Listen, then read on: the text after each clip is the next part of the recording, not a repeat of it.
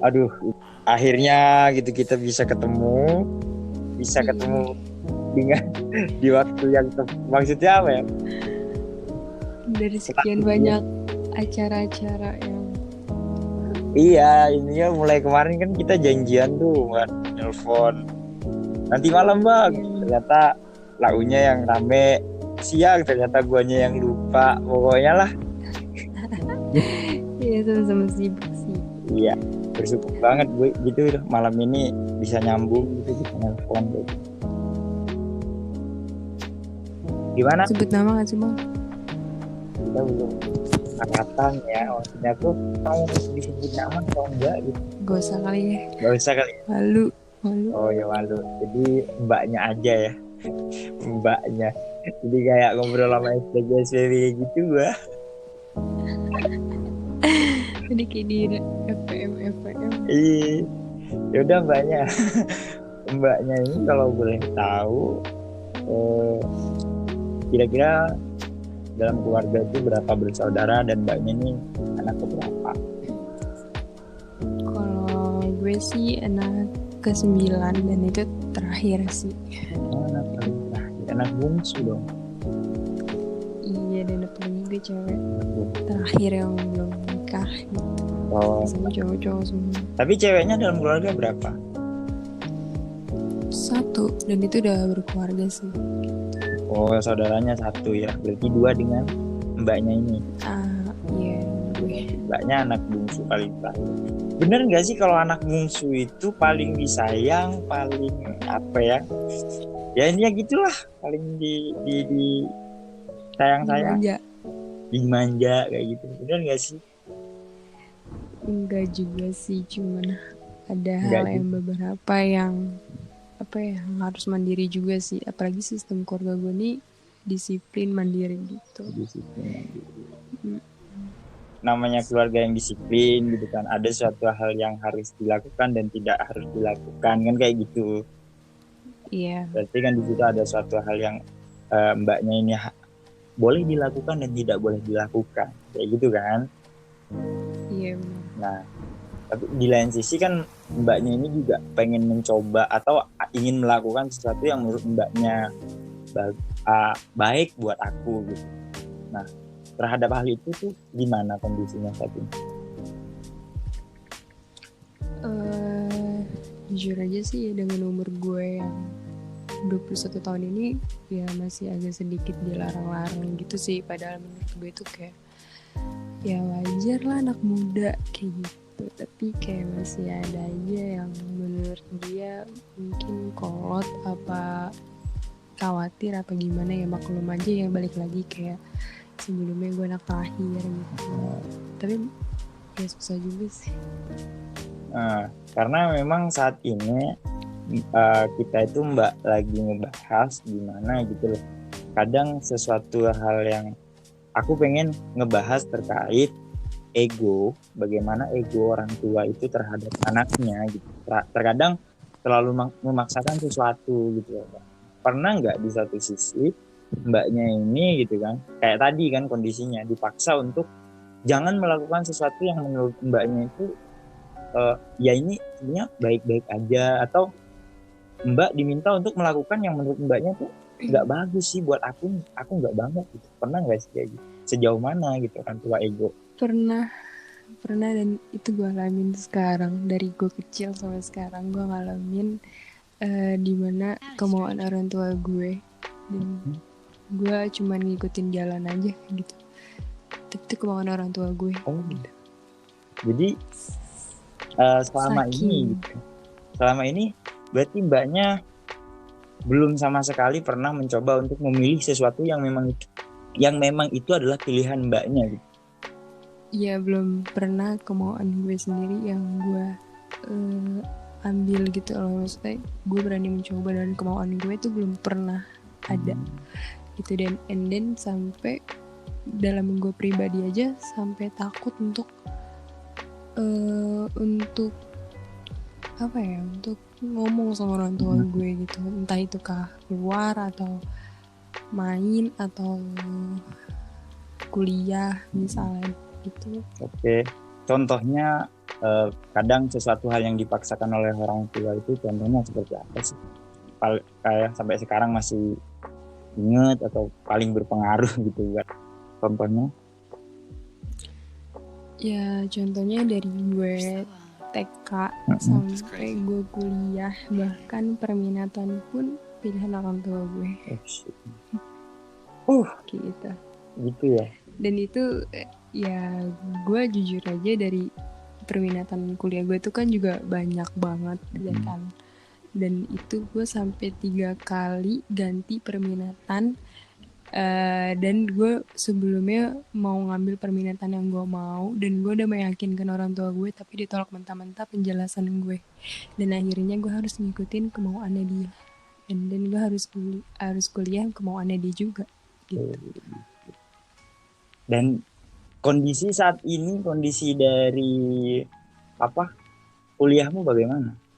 Maksudnya ketika kamu menjalankan itu kayak gitu tuh kayak gimana? Jujur gitu sih, jujur banget gue kayak putus asa, ngedown, gak mau bangkit, kayak cuman ya udah deh, gue kalau gue jenuh gue cabut kayak gitu.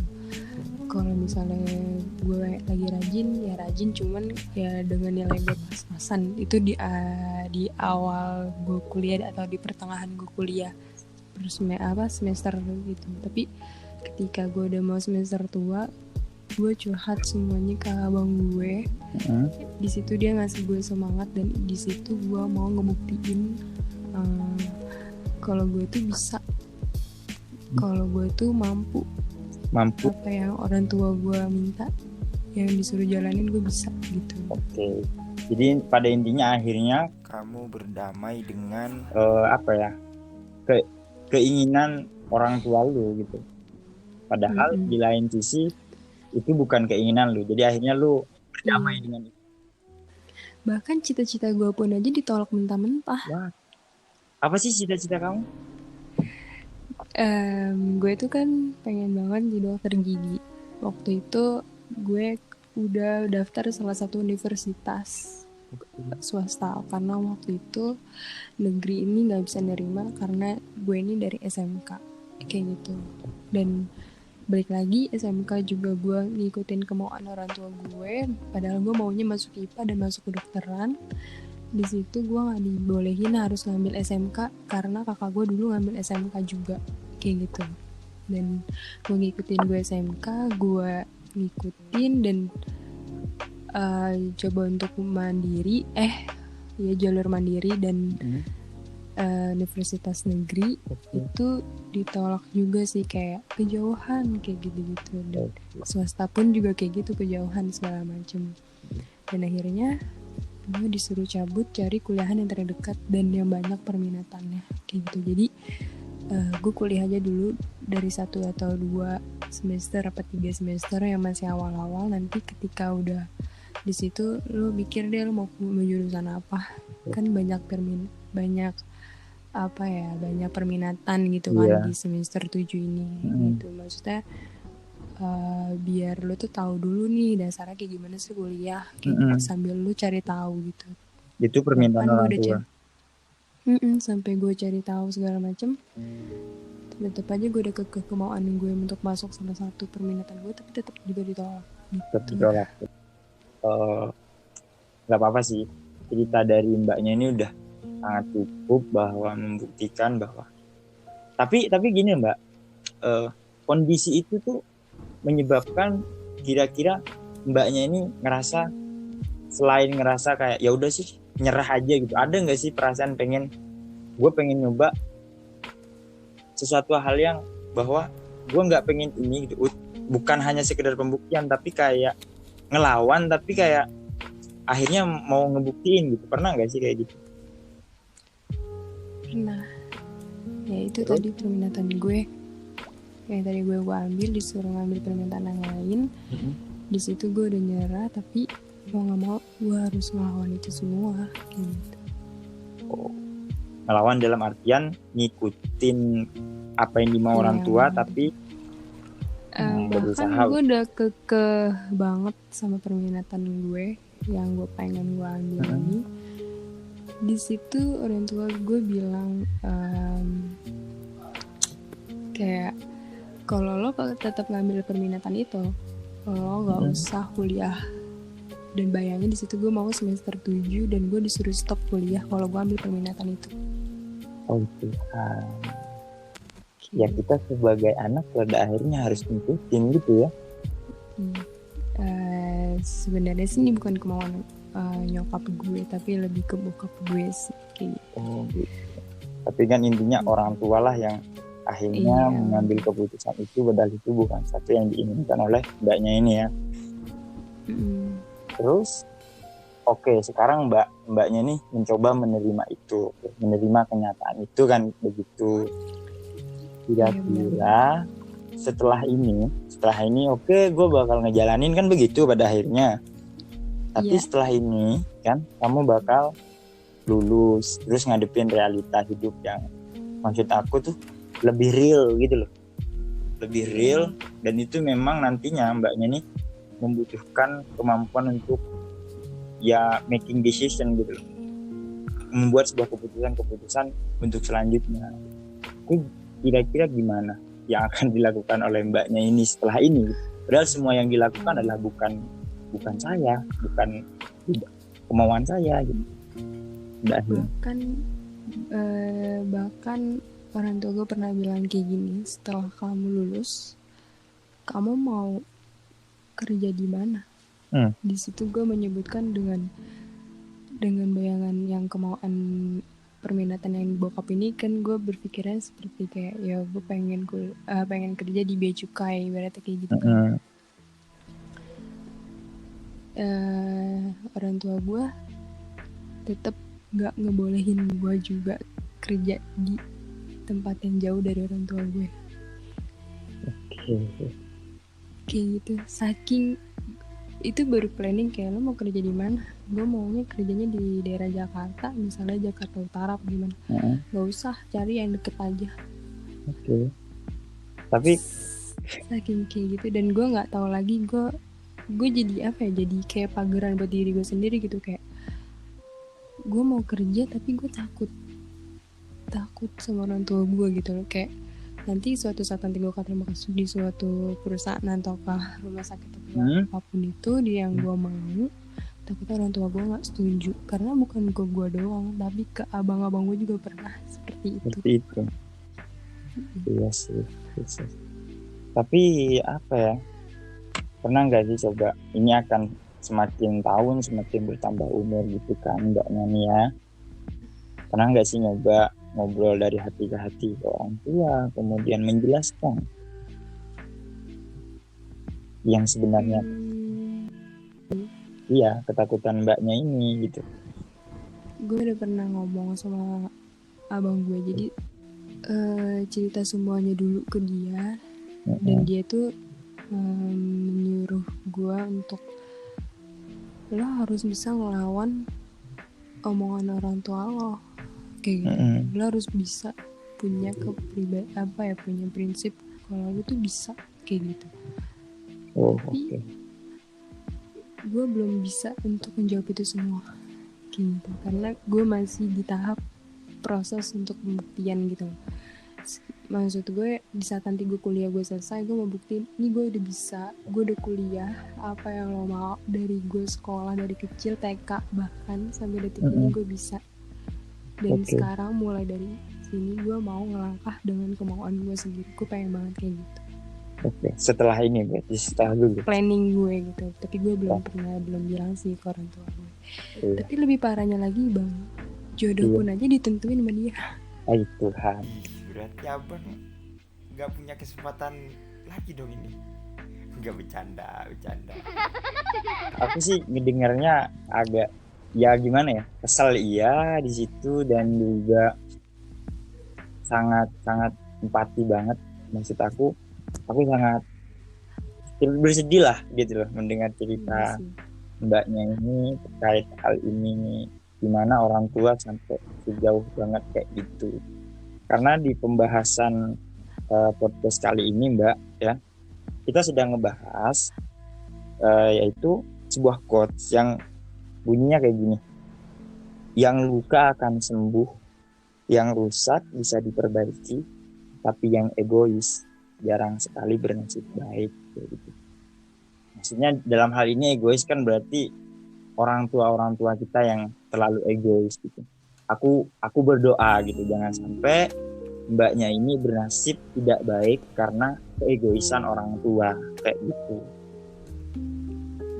Memang kalau menurutku sih, memang kalau menurutku orang tua itu mungkin berniat baik gitu loh. Iya, aku juga mikir kayak gitu sih, kayak positifnya mungkin karena ya ridhonya Allah, ridhonya orang tua juga kayak gitu kan. Gak mungkin orang tua ngasih pilihan yang buruk, tapi seharusnya tahu juga lah kemampuan anaknya tuh di mana, maunya di mana, seharusnya dia support kayak gitu. Dia malah memilih jalannya dia buat dianya gitu loh, pemikirannya dia sendiri tanpa nanya kamu bisa nggak kalau misalnya kayak gini menurut saya gitu, tapi dia nggak kayak gitu. Iya, harusnya itu ngasih ruang untuk anak-anaknya. Ini aku pengen nyampein pesan kepada orang tua gitu dimanapun berada, mungkin para pendengar podcast ini gitu, bahwa anak itu juga harus diajarin membuat keputusan kayak gitu, karena dalam kehidupan kita itu full opportunity gitu. Jadi terlalu banyak kesempatan yang kita punya gitu. Dan kita dihadapkan dengan kenyataan-kenyataan itu, kita juga harus pandai membuat sebuah keputusan, karena membuat sebuah keputusan itu sebuah soft skill sendiri bagi kepribadian kita gitu loh. Yang aku takutkan dari mbaknya ini gitu, ketika terus dididik atau dibesarkan dengan cara seperti aku, takutnya mbaknya ini suatu ketika menghadapi sebuah masalah yang itu membutuhkan kemampuan mbaknya untuk mengambil keputusan, sedangkan dididiknya untuk ya udah setiap pilihan itu selalu disediakan gitu. Itu harusnya orang tua memahami itu juga gitu. Tapi semoga mbaknya tetap semangat menjalani hidup, dan aku yakin suatu saat nanti mbaknya bisa membuktikan kepada siapapun, khususnya orang tua, bahwa semakin dewasa harus semakin berani mengungkapkan apa yang memang menjadi pilihan mbaknya. Harapkan seperti itu. Bukan dalam artian berani kepada orang tua gitu loh. Berani dengan konotasi negatif. Iya, dengan cara yang baik, dengan bahasa yang baik. Karena tiap orang tua kan memang menginginkan yang terbaik untuk kita, kan seperti itu. Ada orang yang gak berani untuk berbuat saran seperti gue gitu kan, gak berani untuk debat yang menurut gue kayak gimana gitu. Gue gak berani speak up buat dari omongan orang tua gue ini gitu. Jadinya gue dibabat habis untuk ngikutin kemauannya dia gitu. Banyak terkadang, nggak cuma mbaknya sendirian kok yang merasakan seperti ini. Kalau menurut aku banyak di luar sana yang juga merasakan suatu hal yang sama seperti mbaknya gitu. Dan saran aku tuh intinya suatu saat nanti, meskipun tidak sekarang gitu, kita memang harus mencoba saling mengumpulkan kemampuan untuk jujur dan terbuka gitu kepada orang tua, karena itu mengumpulkan keberanian itu sangat sulit gitu loh. Mungkin mbaknya juga sampai sekarang masih berpikir-pikir gitu loh.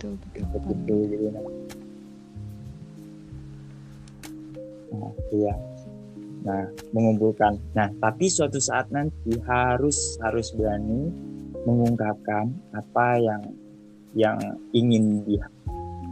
diinginkan oleh hatinya. Itu memang harus berani, dan caranya tentunya yang baik. Jangan sampai kita berani marah-marah, bentak-bentak barang. Intinya dengan cara yang baik, apa yang disampaikan dari hati tentunya akan sampai ke hati.